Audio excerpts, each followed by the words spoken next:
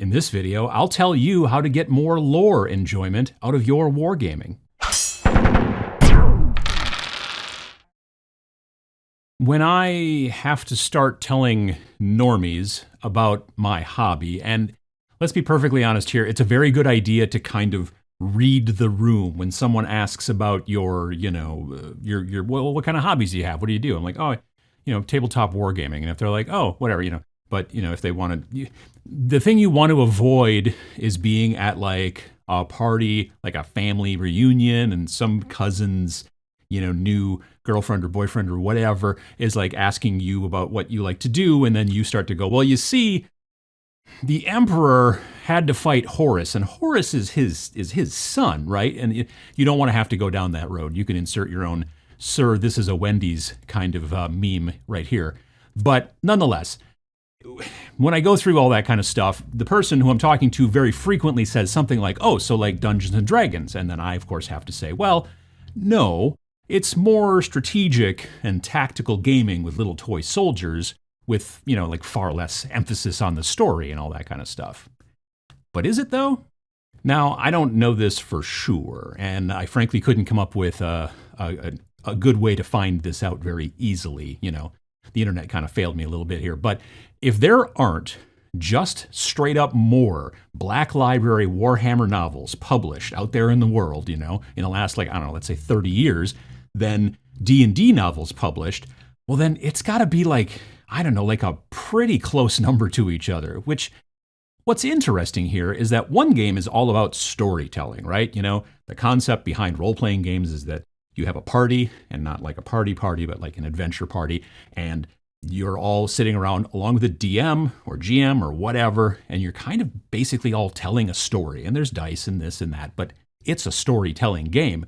And the other game is all about painting toy soldiers and then like rolling dice and like moving those toy soldiers around. Storytelling is very compelling,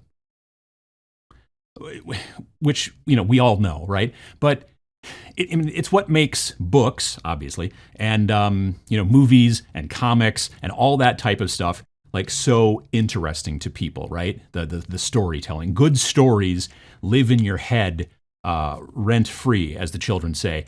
And it's, usually for years and years and years. In Warhammer, for example, there's a massive amount of folks who just interact with the lore, right? Or the story of the world, and they don't play the game or do the hobby stuff at all. They just read the books. They might read the magazines.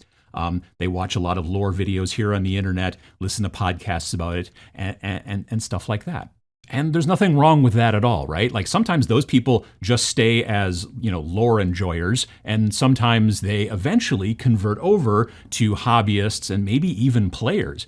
And a company as big as Games Workshop understands this, and because of that, they pour resources into the lore, via Black Library and the stuff that's in the main rule book and the codices and all that stuff and whatnot. They do it because they know how important it is to a big portion of the fan base. Also, if they can't get you to buy the models, maybe they can get you to buy the novels. Now, other game companies have tried to go down this path as well, with varying degrees of success and whatnot. I know I have I have some BattleTech novels in a box in the basement somewhere, not like a bunch, maybe half a dozen, maybe less.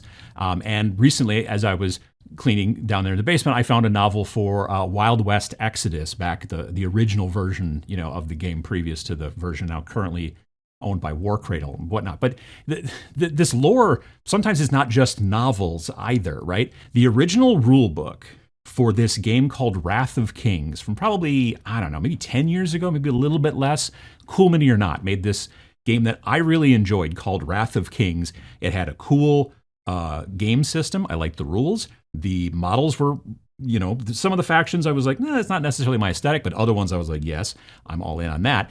And it was a really cool game. And the thing that was interesting is, but the main rule book, because they didn't really have codices and stuff like that, but the main rule book had lore in it that wasn't like other games' lore, right? So when you look at a game like the big book from Games Workshop or many other types of games, there will be lore that like explains this faction and explains what's going on here, but it's kind of almost textbooky, right? In this book, the lore that ran through it was all fictional. I mean, they're all fictional. Anyway, but you see what I'm saying? It was like written like a novel or a novella because it wasn't that long, but it was just split up amongst different parts of the book. So you'd be flipping through the rules and then all of a sudden there'd be more story for a while and then it would get into something else and then more story for a while. But if you just took the story part of that overall Wrath of Kings book, I thought it was one of the coolest pieces of literature I'd read in a really long time, and it was really awesome. In general, I'll admit, honestly, that I'm not really usually into the prescribed lore, meaning being told by the game publishers that this is the way that things are in our world, right? You know, I mean, like this is the way that the space people work, and this is the way that these, you know, undead folks do their thing, and they don't do it this way, and, you know, all that kind of stuff. It's prescribed by the company who makes the game. Now, that's not to say that I don't enjoy some of it, for sure. You know, as previously mentioned, that Wrath of Kings story I thought was awesome. And I love both the Eisenhorn and the Ravnor series by Dan Abnett from the Black Library and all that kind of stuff. That Inquisitor stuff is really up my street. I really like it. But for me, the stories that I really enjoy in wargaming are from the emergent narratives. Emergent narratives are a phenomenon of unexpected contextual stories arising through play, according to the internet. And they're huge in RPGs. Like, that is the point. That is the thing of RPGs, of course. When I bump into people that I know who play RPGs a lot, and this does happen, when I bump into friends of mine who play a lot, they don't tell me about this cool story that was in this most recent, like, you know, source book or whatever that was released by Wizards of the Coast. They don't tell me about the cool fluff, you know, flavor text that was put in to the Lancer RPG that they enjoy, or something from Pathfinder or whatever. Do they still make Vampire the Masquerade? I think so, yeah. I mean, none of that stuff. I've talked to people who play those games, but they don't tell me the stories that come from the game books. They tell me the stories that come from their play when they sit down with their party, their group of friends, whatever, and play these games. Those are the stories that they remember, and those are the stories that they tell me. Last time this happened, and then there was a nat 20, and then this guy did that, and then these kobolds, and like that kind of stuff, right? And interestingly, they're not just the product of RPG sessions, right? These types of stories, these emergent stories. They can also be pretty important in miniature wargaming as well. I feel that if a player sticks to big army games with like no kind of like campaign play, right, then the potential for emergent narrative is greatly reduced. You as the player, right, you might project yourself onto the HQ unit or the general or the leader or the Primaris lieutenant or whatever of your large force as you're playing a big battle type game. But it's harder to identify with like all of the like nameless soldiers in your grand army of skeletons or, you know, whatever. I wonder if that's why the Warhammer lore is very important to a lot of people who play 40K, a lot of 40K players, and it's because the emergent narrative doesn't happen much in big army games.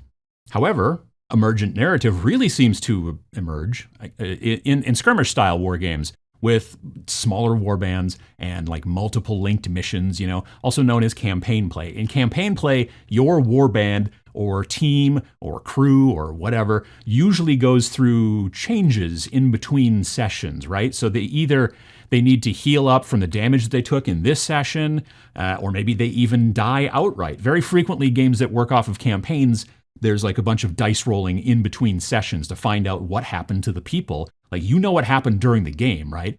You saw what happened. This guy took a bullet to the face and fell down, but he might have been able to live through it or whatever. And that's what the dice rolling and the charts and all that kind of stuff in the middle between campaign sessions, that's where that's from. But they might just die outright. But on the other hand, right, maybe good things can happen to them due to the experience of the mission, the session, the scenario. They went through a bunch of stuff. Maybe they shot somebody. Maybe they got the special, you know, whatever widget and they took it off the board and then you won the game and they can level up, right? It's kind of like RPGs, maybe a little bit. Plus, when you have fewer models in your group, right? Your whatever, your warband, your crew, whatever, you potentially identify with them, I think, more, and your own like kind of headcanon, right? For your plucky band of space bandits or whatever can really flourish.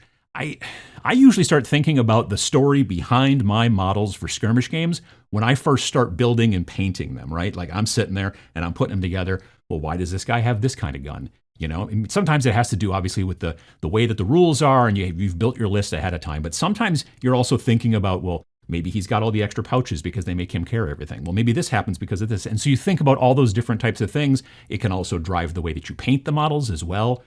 These folks haven't had a shower in months. They've been, on their spaceship and the shower's broken. And so, they're finally getting into port and they're grungy and weird looking. And now, they're getting into trouble here in the streets of Space Town or whatever. I find I really enjoy the entire process of like creating the models to use in a skirmish game more when I have like a story in mind for them when I finish them. And since, as I mentioned earlier, I'm not really into prescribed lore, I find I enjoy games where there's not too much prescribed lore. Like, give me a simple setup so I can understand the gist of the world or whatever and the themes, and then I want to be able to take it from there, There's a reason that the games that Vince and I have made at this point haven't had pages and pages and pages and pages of lore. Both games so far have had 2 pages of lore each, and there have been big pieces of artwork on those pages as well. So it probably comes out to closer to about 1, maybe 1.5 pages of lore, and that's good enough. You just need a bit of framework of a story to help, I think, the players really start to build their own emergent narratives.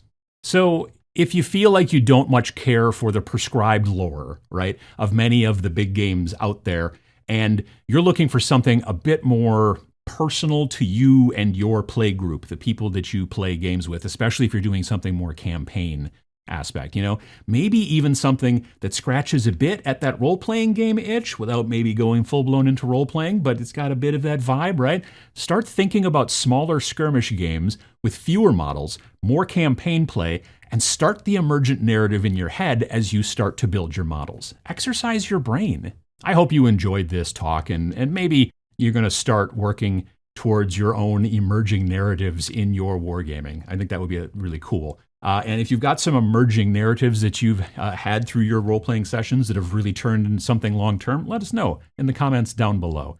If you liked this video, you can help me out by clicking the like button, which is also down below, for free. And you can also hit the subscribe button if you haven't already. It's also free. Thanks for watching.